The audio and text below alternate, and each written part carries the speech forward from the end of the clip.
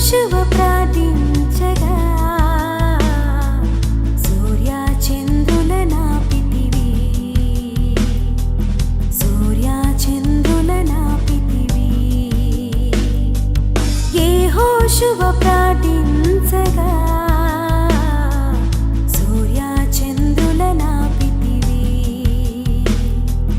సూర్య చంద్రుల నాపితివి. యెహోవా నీ నామము. అపోస్తల కార్యాలు 5వ అధ్యాయం 10.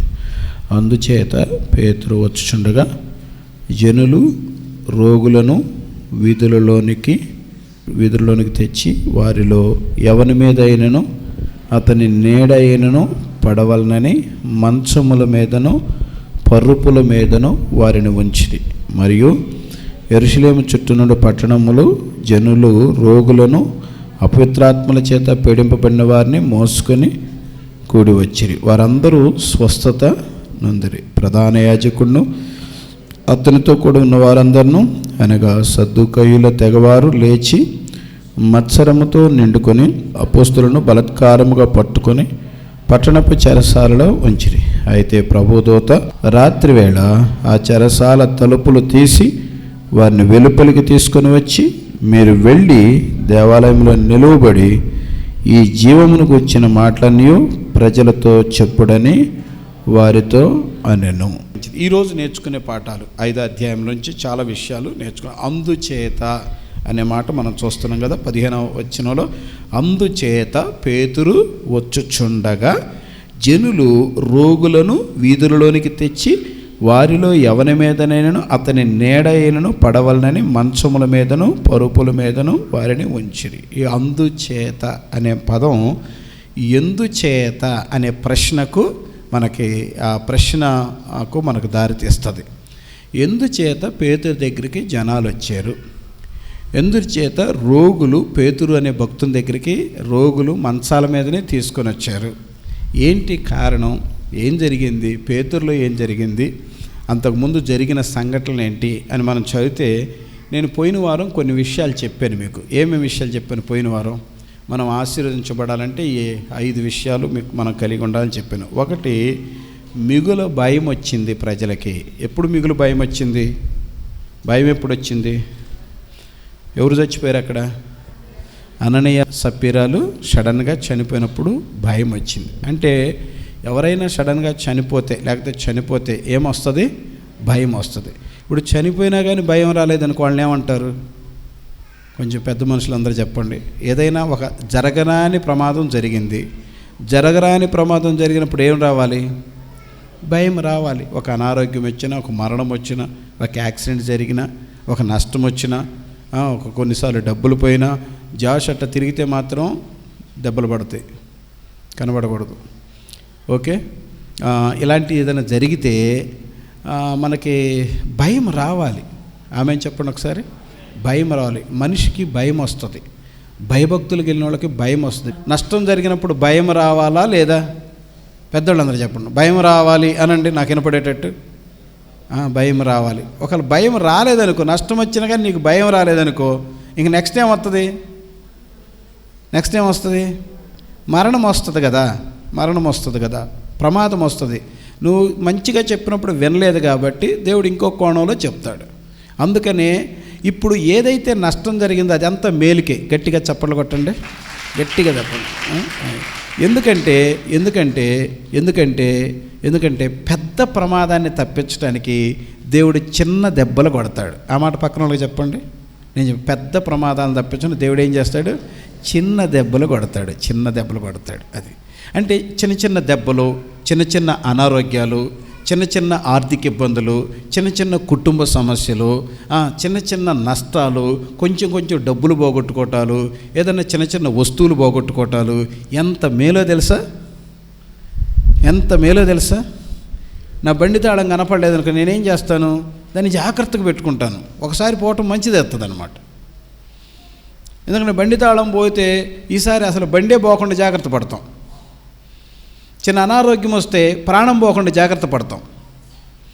ఇప్పుడు అననీయ సప్ఫీరాల మరణం సంఘానికి భయాన్ని పుట్టించింది. అంటే ఇంకెవరు చావకుండా, ఇంకెవరు అబద్ధాలు ఆడకుండా, ఇంకెవరు నరకానికి పోకుండా. కాబట్టి ఇప్పుడు అననీయ సప్ఫీరాల యొక్క మరణము ఎంత మేలు చేసిందో. మిగిలిన వాళ్ళందరూ సెట్ రైట్ అయిపోయాడు, చాలా మార్పు వచ్చేసింది.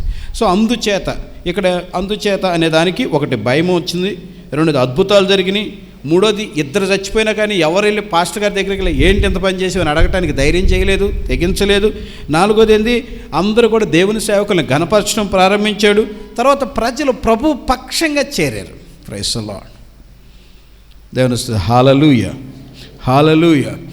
అల్టిమేట్గా మన ప్రయాసంతా ప్రజలను మార్చటమే. ప్రజలు మారాలి, మీరు మారాలి, మీ కుటుంబాలు మారాలి, మీ యవ్వన బిడ్డలు మార్పు చెందాలి, మన సంఘములో రివైవల్ రావాలి. అది మనం కోరుకోవాల్సింది. సో దాన్ని దేవుని సేవకులు దేవుడు కలిసి ఎలా పనిచేస్తుంటే ప్రజలను ప్రభుపక్షంగా చేర్చేటట్లు, ప్రజలను రక్షణలోకి తీసుకొచ్చేటట్లు, ప్రజలను మార్పులోకి తీసుకొచ్చేటట్లు మనం ప్రయాసపడతాం. గత వారంలో చెప్పిన 5 కారణాల వల్ల అందుచేత అనే పదం లింకప్ చేయబడింది. అందుచేత నేను ఒక మాట చెప్తాను, మన సంఘానికి కూడా అందుచేతనే ప్రజలు రావాలి. ఆమె చెప్పండి. అదే మన మాటలు కూడా అందుచేతనే వినాలి. ప్రార్థన చేసుకోవటానికి అందుచేతనే ప్రజలు రావాలి. దేవుని సన్నిధికి అందుచేతనే ప్రజలు రావాలి. నా కన్నీళ్ళు, నా భారం, నా నిద్రలేని రాత్రులు, నా వేదన, నా కోపం, నా ప్రేమ, ఎవ్రీథింగ్ కూడా ప్రజలు మార్పు చెందాలి. ప్రజలు ప్రభువులోకి యవ్వన బిడ్డలు చేంజ్ అవ్వాలి. ఇది మొదటి విషయం. రెండో మాట ఇక్కడ నేర్చుకుందాం రండి.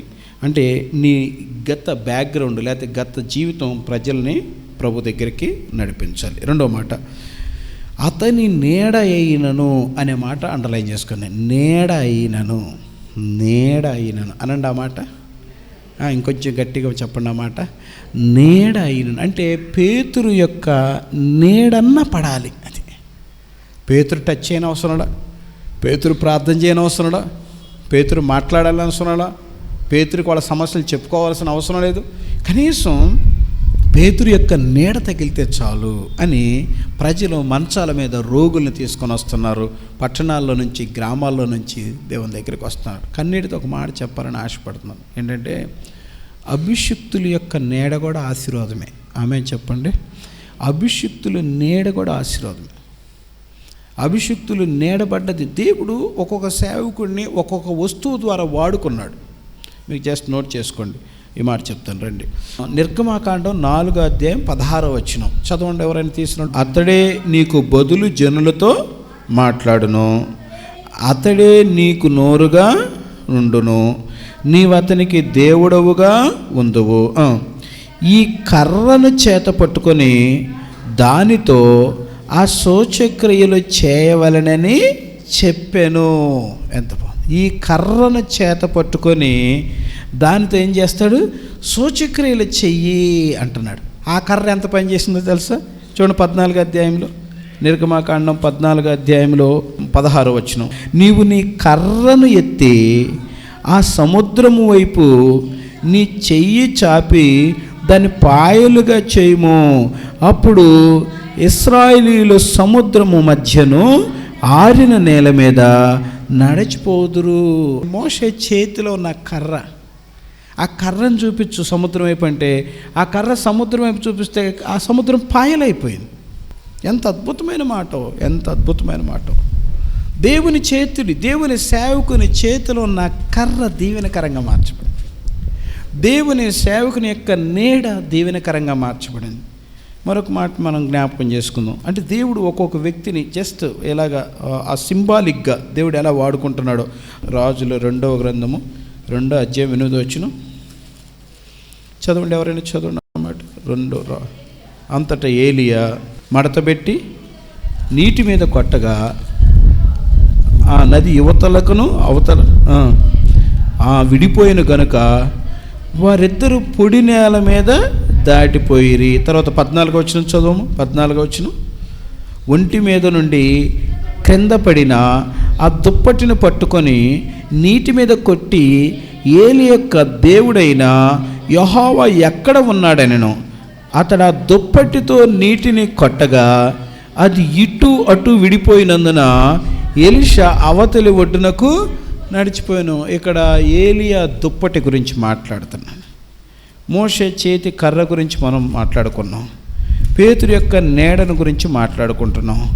అపోస్తుల కార్యాల్లో అపోస్తుల పేతురు యొక్క నడికట్టును గురించి అపోస్తుల గారి 19 అధ్యాయం 11, 12 వచనాలు అక్కడ మీరు చదవద్దు, జస్ట్ నోట్ చేసుకున్నాను. 11, 12 వచనాలు చదివితే ఆ నడికట్టు, ఆ చేతిగుడ్డ, అవి తగిలంగానే రోగులు స్వస్థపరచబడ్డారు. ఎంత మేలు జరిగిందో.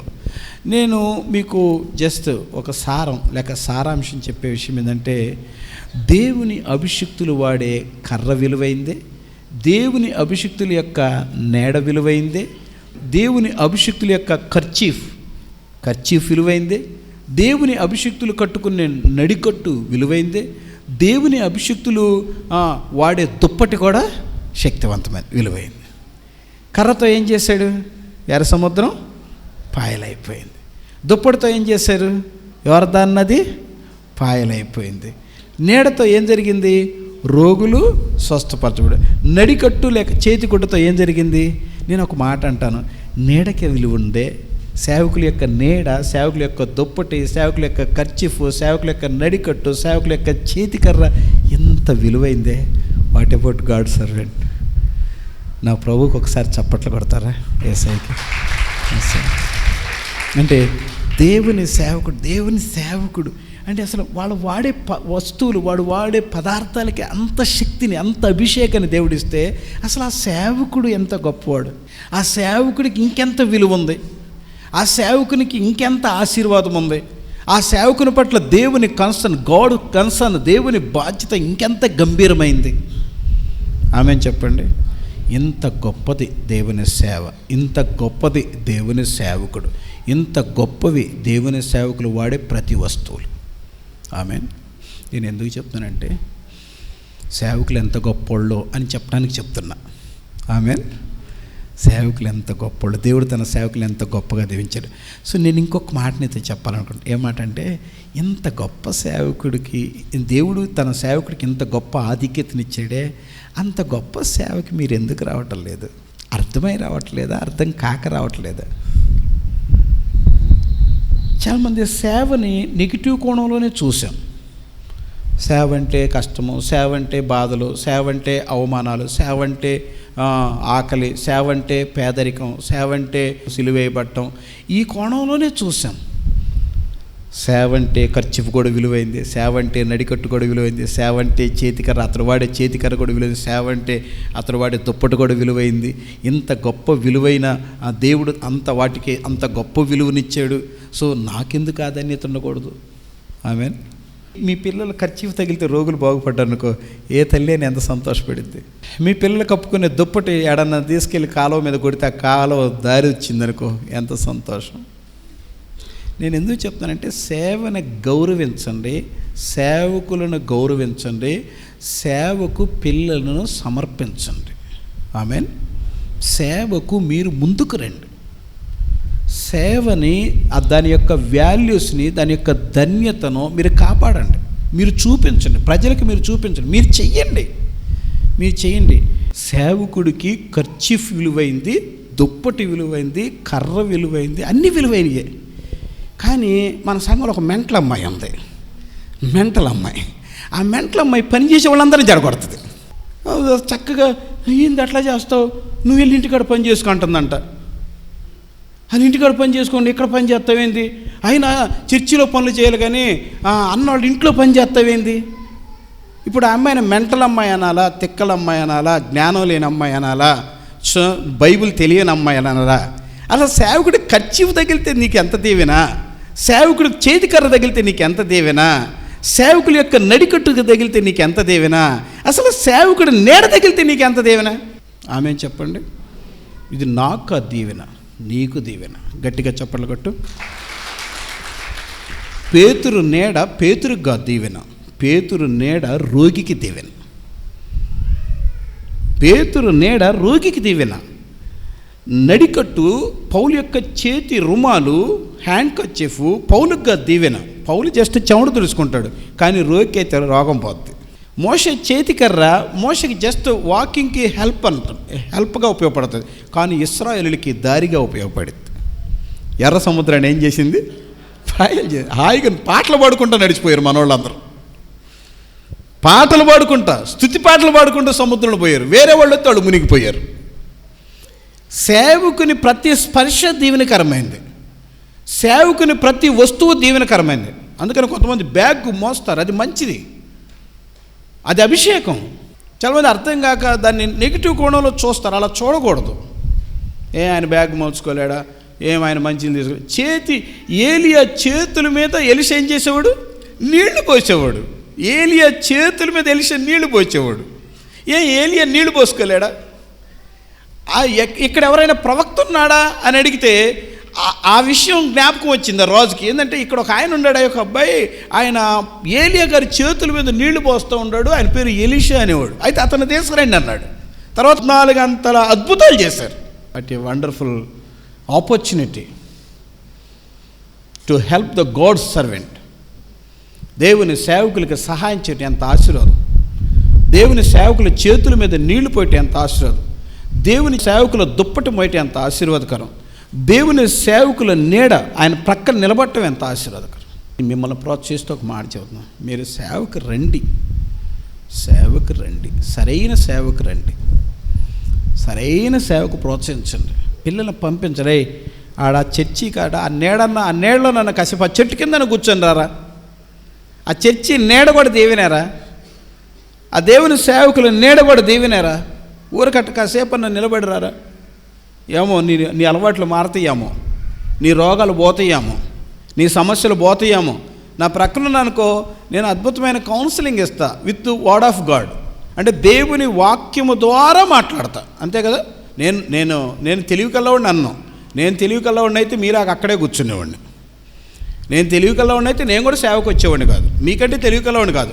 కానీ నేను దేవుని సేవకుడిని, దేవుని వాక్యాన్ని బోధించే సేవకుడిని. మీరు ఏదన్నా అడిగారనుకో, వాక్యం ఏం చెప్తుంది ఆలోచిస్తా, బైబిల్లో ఏముంది ఆలోచిస్తా, మీ డౌట్కి బైబిల్ ఎలాంటి జవాబు చెప్తుంది అని ఆలోచిస్తా. So with word of God I want solve your problems. మీ యొక్క సమస్యల్ని వాక్యపు వెలుగులో నుంచి నేను పరిష్కరిస్తాను. ఏదైనా కన్ఫ్యూషన్స్ ఉన్నాయనుకో, రండి దైవజనుడి దగ్గరికి. రైట్, ఇది first lesson. You must learn the God's lesson. దేవుని పాఠాలు మనం నేర్చుకుందాం. రెండో మాట రండి. నెక్స్ట్ ఏం నేర్చుకోవాలి? 5వ అధ్యాయం 16వ వచనం చూద్దాం. 5వ అధ్యాయము 16వ వచనం. మరియు యెరూషలేము చుట్టూ నుండి పట్టణముల జనులు రోగులను అపవిత్రాత్మల చేత పీడింపబడిన వారిని మోసుకొని కూడి వచ్చిరి. రాలేదంటారు, కుదరదండి వాళ్ళు ఇలాగ అన్నారండి అంటారు. అసలు ఇక్కడ రోగులు వచ్చారు, వాడికి ఆ రోగం ఎందుకు వచ్చిందో మనకు తెలియదు. వాడు దరిద్రుడు, ఏదైనా పాపం చేసి రోగం తెచ్చుకున్నాడేమో. కానీ నా ప్రభు ఎంత ప్రేంగలు అంటే, అరే దరిద్రుడా, నువ్వు పాపం చేసి తెచ్చుకున్న రోగాన్ని నేనేడ బాగు చేసేని, సహజంగా వచ్చే రోగాన్ని అయితే చేస్తాను, వెళ్ళిపో, గెట్ అవుట్ అనలేదు. అందుకనే మీకు దండం పెట్టి చెబుతున్నా, ఏమంటే ఎవరైనా ఏదైనా అనారోగ్యమో లేకపోతే ఏదైనా నష్టం జరిగిందనుకో, వాళ్ళ వెనక పాపాన్ని చూడబాకండి, దేవుని ప్రేమను చూడండి. ఆమేన్. ఏం చూడకూడదు. కొంతమందికి ఎందుకనండి ఏం తేడా, అసలు వాళ్ళకి ఎంత కోపమో ఎంత ద్వేషమో. కనీసం భార్య భర్తను క్షమించరు, భర్త భార్యను క్షమించరండి. పాపం ఒక పాస్టర్ గారు బాగలేక వామిటింగ్ అవుతుంటే బ్లడ్ పడుతుందంట, దగ్గుతో బ్లడ్ వస్తుంది. పాస్టర్ గారికి బ్లడ్ వస్తుంది. చూసేవాళ్ళు పరిచర్య చేసేవాళ్ళు అందరూ జాలి పడుతున్నారు. మరి పాస్టర్ అమ్మ గారు కూడా జాలి రావాలా లేదా? పాస్టర్ అమ్మ గారు అంటుందంట, కక్కని ఈ దరిద్రుడు ఇంకా కక్కాలంటుందంట. ఎవరిని? పాస్టర్ గారిని. ఎవరు? పాస్టర్ అమ్మ. ఈ పక్కన ఏందక్క, అక్క ఏంటి అన్నని అట్టంటావేంటక్క, అయ్యగారు అయితే పాస్టర్ గారు అయితే ఏంటక్క అట్టంటావేంటక్క అని అంటుంటే ఆమె అంటదంట, ఈ దరిద్రుడు ఇప్పుడు పాస్టర్ అయ్యాడులే, అంతకుముందు ఏం చేశాడో నాకు తెలుసు అంటదంట. పాపం ఆయన కొద్దిగా చరిత్ర గల్లవాడు కాబట్టి ఆయనకి అతి హుషారుగా ఉంటాడు కాబట్టి 4 చోట్ల తిరిగి వచ్చాడు. కనుక ఆమెకు మనసంతా అదేనమాట. ఆమె మనసంతా పాపం ఇంట్లో ఉందే కానీ మనసు కాలిపోతుంది, కడుపు మండిపోతుంది. ఈ దరిద్రుడు అడు తిరిగి వచ్చాడు, ఇడు తిరిగి వచ్చాడు, అట్ట చేసి వచ్చాడు, ఇట్ట చేసి వచ్చాడు, కక్కాలి, బ్లడ్ పడాలంటుంది. నాకు ఎందుకు చెబుతానంటే, అసలు పాస్టర్మ్మకి అంత కోపం ఉంది, మీలాంటి వాళ్ళకి ఇంకెంత ఉంటుంది, మీలాంటి వాళ్ళకి ఇంకెంత ఉంటుంది. అంత తెలిసిన ఆమెకే అంత కోపం ఉంది భర్త మీద. పాపం మీరు రోజుకు 1 గంట కూడా ప్రార్థన చేయరు, 1 గంట కూడా బైబిల్ చదవరు. ఇక మీకు ఎన్ని ఉన్నాయో పాపం. అందుకని దయచేసి ఆయన తాగి రోగం వచ్చిందో, తిరిగి రోగం వచ్చిందో, లేకపోతే రకరకాల కారణాలతో రోగం వచ్చిందో, మీరు అతని వైపు, అతని రోగం వైపు చూడబాకండి. ఎవరి వైపు చూడాలి? పైకెత్తండి, చేతులు పైకెత్తండి. ఎవరి వైపు చూడాలి? దేవుడి ప్రేమ. ఏ ప్రేమ అది? దేవుని ప్రేమ. అందరినీ స్వస్థపరిచాడు ఆయన. ఆయన రక్తం అందరికీ చిందించాడు. మంచోళ్ళకే నా రక్తం, యేసు రక్తం ప్రతి పాపం నుంచి పవిత్రులుగా చేస్తుంది. కానీ యేసు రక్తం ఎవరికి? ఏం పాపం చేయకుండా వచ్చినోడికి. అంటే ఇంకా దానికి అర్థం ఉందా? ఆ రక్తానికి అర్థం ఉందా? ఆ ప్రేమకు అర్థం ఉందా? ఇంకా ఆ దేవునికి అర్థం ఉందా? అందుకని యేసు ప్రభువులో ఉన్న ప్రత్యేకత సర్వ ప్రపంచం, భారతదేశం అంతా, ఈ లైవ్లో ఉన్న వాళ్ళందరూ, ఒకవేళ తర్వాత ఛానల్స్లో చూసే వాళ్ళందరూ, నా ప్రభు ప్రేమను మీకు నేను హృదయపూర్వకంగా ప్రకటిస్తున్నా. ఆయనకి ఏ భేదం లేదు. ఆయన ప్రతి పాపిని క్షమిస్తాడు, ప్రతి రోగిని స్వస్థపరుస్తాడు. If you believe it. నువ్వు గనక దాన్ని నిజంగా నమ్మితే, ఎలా చెప్పమంటారు చెప్పండి? ఆ ప్రేమను ఎలా వర్ణించం? ఆయన మనలాంటి వాడైతే ఎవరమైనా మనం ఇక్కడ కూర్చోగలమా? నిన్ను మంచివాడైతేనే నేను సేవకు వాడుకుంటానంటే నేను నిలబడగలనా?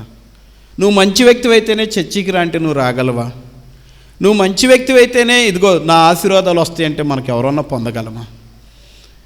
అందుకని యేసు ప్రేమ అందరికీ. Praise the Lord. హల్లెలూయా. గట్టిగా హల్లెలూయా, హల్లెలూయా, హల్లెలూయా. యేసు ప్రేమ అందరికీ, యేసు స్వస్థత అందరికీ, యేసు రక్తము అందరికీ, యేసు ప్రభు రక్షణ అందరికీ. కాబట్టి మనం ఏం చేయాలంటే అందరినీ అర్థం చేసుకోవాలి, అందరినీ ప్రేమించాలి, అందరి దగ్గరికి వెళ్ళాలి, అందరినీ క్షమించాలి. ఆమె చెప్పండి, ఆమె చెప్పండి. అందరినీ ఒకళ్ళ పాపైతే ఇంకెక్కువ ప్రేమించి ఎక్కువ క్షమించు. ఎందుకంటే నా ప్రభు అదే చేశాడు. పాపం ఎక్కడ విస్తరించను చెప్పండి? పాపం ఎక్కడ విస్తరించను? కృప అక్కడ అధికముగా విస్తరించను. కృప అక్కడ అధికంగా విస్తరించను. దేవుని ప్రేమ, దేవుని కృప నీ మీద ఎక్కువగా. మీకు అర్థం కావడం చెప్తున్నా. జస్ట్ దేవుని ప్రేమకు ఒక ఎగ్జాంపుల్ చెప్తున్నా. మీరందరూ చర్చికి వస్తున్నారు అనుకోండి, చాలా బాగుంది, చాలామంది వచ్చేసారు. ఇప్పుడు మీలో ఎవరన్నా 1, 2, 3 సార్లు చర్చి మానేశారు, రావట్లేదు. వచ్చేవాళ్ళు రెగ్యులర్ పీపులే, రావటం మానేశారు. యాజ్ ఏ గాడ్ సర్వెంట్గా, ఒక దేవుని సేవకునిగా నేను ఎవరింటికి వెళ్తాను? డైలీ వచ్చేవాళ్ళ ఇంటికి వెళ్తానా, రాని వాళ్ళ ఇంటికి వెళ్తానా? చెప్పాలి, మీరు పెద్దోళ్ళు కదా, చెప్పాలి. ఎవరింటికి వెళ్తాను? రాని వాళ్ళ ఇంటికి వెళ్తాను. అవునా? ఇప్పుడు వచ్చిన వాళ్ళకి బాధ వేయాలి కదా. ఏంది డానియల్ అన్న పాస్టర్ గారు ఏమన్నా ప్రేమ ఉందా? నేను రోజు ఒక్క వారం కూడా 365 రోజులు చర్చికి మానకుండా నేను అన్న ఏ ప్రార్థన పెడితే ఆ ప్రార్థనకి నేను వెళ్తుంటే, మమ్మల్ని ప్రేమించకుండా మా ఇంటికి రాకుండా ఎవరో మానేసి అడ్డగాడిదిలాగా తిరుగుతుంటే వాళ్ళ ఇంటికి అన్నిసార్లు వెళ్తాడు ఏంటి అని మీరు అనుకోవచ్చా? అనుకోరు కదా? అనుకోరు. చెప్పండి, అనుకోమనండి. ఎట్టుగానండి అనుకోమనండి. అంటే దేవుని ప్రేమ అట్లాంటిది. యేసయ్య ఎవరింటికి వెళ్ళాడు? ఎరికోలో. ఊరిలో చెడిపోయినవాడు అని ఉన్నాడంటే ఆయనే. కానీ యేసు ప్రభు ఎవరింటికి వెళ్ళాడు? జక్కయ్య ఇంటికి వెళ్ళాడు. ఊరంతా పాపి అని వెలేస్తే యేసయ్య అంటాడు, జక్కయ్య నేను నీ ఇంటికి వస్తా. ఊరంతా పాపి అని వెలివేస్తే సమరయ స్త్రీ దగ్గర కూర్చొని మాట్లాడుతున్నాడు. ఆ ప్రేమకు ఒకసారి చప్పట్లు కొడతారా? ఆ ప్రేమ, oh what a wonderful love of God. ఎంత ప్రేమ అన్న యేసయ్య ప్రేమ. మనం కొంచెం చూపిస్తాం అంతే, అంత లేదు మనకి, కొంచెం చూపిస్తాం. ఇందు మూలంగా మీకు తెలియజేయండి ఏమనగా, ఏదైనా పాపి కనపడ్డప్పుడు కాస్త ప్రేమించండి. ఆమెన్. కాస్త మాట్లాడండి. అమ్మా మీరు ఎందుకు రాలేకపోయారు? మీకున్న కష్టం ఏంటి? మీకున్న ఇబ్బంది ఏంటి? మాట్లాడండి. ఎవరన్నా తప్పిపోయినాడు కనపడ్డప్పుడు మాట్లాడండి. అందరినీ స్వస్థపరిచిన దేవుడు, అందరి దగ్గరికి వెళ్ళిన దేవుడు, సమరయ స్త్రీతో మాట్లాడిన యేసయ్య, జక్కయ్య ఇంటికి వెళ్ళిన యేసయ్య, సుంకర్ని శిష్యుడిగా చేసుకున్న యేసయ్య ఆయన మనకు నేర్పే పాఠాలు ఇవే. చాలామంది బాధ ఏంటో తెలుసా, చర్చికి వస్తారు కానీ పలకరించుకోరు. వాళ్ళతో మేము పలకట్లేదన్నా, మేము పలుకోవట్లేదు అంటారు. అసలు బలలో చెయ్యి వేస్తారా అంటే బలలో చెయ్యి బాగానే వేస్తారు. మీకు ఒక మాట చెప్తున్నా వినండి, మీరు ప్రభు బలలో చేసేటప్పుడు, మీరు ప్రభు బల మీకు ఎవరన్నా జ్ఞాపకం వచ్చారనుకో, నేను పలానోళ్ళతో మాట్లాడటల్లా, పలానోళ్ళ మీద నాకు కోపం ఉంది, పలానోళ్ళకి మాకు పట్టల్లా అని జ్ఞాపకం వచ్చినప్పుడు మీరు రొట్టెట్ట పెట్టి ఫోన్ ఆన్ చేసి మాట్లాడి ప్రభు బలలో చేయండి. ఆమెన్. బుద్ధిపూర్వకమైన శత్రుత్వం నా గుండెల్లో ఎవరి మీద లేదు, ఎవరి మీద లేదు, ఎంత కీడు చేసిన వాళ్ళ మీద కూడా లేదు. ఎందుకంటే అలా ఉంటే నేను సేవకుడిని కాకపోతున్నాను, అలా ఉంటే దేవుని అభిషేకం పోతుంది, అలా ఉంటే దేవుని అభిషేకం, దేవుని రాజ్యం కూడా పోతుంది. నన్ను తీసుకెళ్ళి నరకంలో పడేస్తారు. దరిద్రుడా, నువ్వు ప్రసంగం చేస్తావు, వాళ్ళని సరిగ్గా ప్రేమించలేదు, వీళ్ళని సరిగ్గా ప్రేమించలేదు, నువ్వు అసలు పనికిరావు, వెళ్ళిపో, చీకట్లోకి వెళ్ళిపో అంటాడు. ఇంత సేవ చేసి నరకానికి వెళ్ళాల్సిన కర్మ నాకేం పట్టింది? ఇంతకాలం దేవుని కొరకు బ్రతికి నేను నరకానికి ఎందుకు వెళ్తాను? కనుక నేను నరకానికి వెళ్ళను. ఎందుకు వెళ్ళనంటే నాకు సేవకుడు దేవుడు నాకు నేర్పిన పాఠాలు అవి. అందరిని ప్రేమించు, అందరిని ప్రేమించు, అందరిని అర్థం చేసుకో, అందరిని క్షమించు అని ప్రభు నన్ను క్షమించి నాకు నేర్పాడు. ఆయన నాకు ప్రసంగం చేయలే, ఆయన లైఫ్ చూపించి చేశాడు. నేను కూడా నిజమే చెప్తున్నా, మీ అందరిని ప్రేమిస్తున్నా. ఏదైనా పొరపాట్లు ఉంటే నన్ను క్షమించండి, మిమ్మల్ని క్షమిస్తాను. మనం చాలా హ్యాపీగా ఉండాలి. చచ్చిపోతే పరలోకం వెళ్ళాలి, నరకానికి వెళ్ళకూడదు. అట్లా ప్లాన్ చేసుకోవాలి.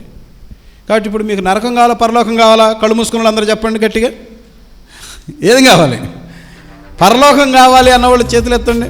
సో పరలోకం కావాలన్న వాళ్ళు చేతులు ఎత్తిన వాళ్ళు, మేము అందరితో మాట్లాడతాం, మాకెవ్వరు శత్రువులు లేరు అన్నవాళ్ళు చేతులు ఎత్తండి. Very nice, very nice, very nice, very nice. Keep it up. దీన్ని కాపాడుకోండి, దీన్ని కాపాడుకోండి, దీన్ని నేర్పండి సమాజానికి. రైట్, ఓకేనా? యెహోవా నీ నామము ఎంతో బలమైనది, ఎంతో ఘనమైనది, ఎంతో ఘనమైనది. యెహోవా నీ నామము. మోషే ప్రార్థించగా మన్నాను కురిపించితివి. మోషే ప్రార్థించగా మన్నాను కురిపించితివి. యెహోషువ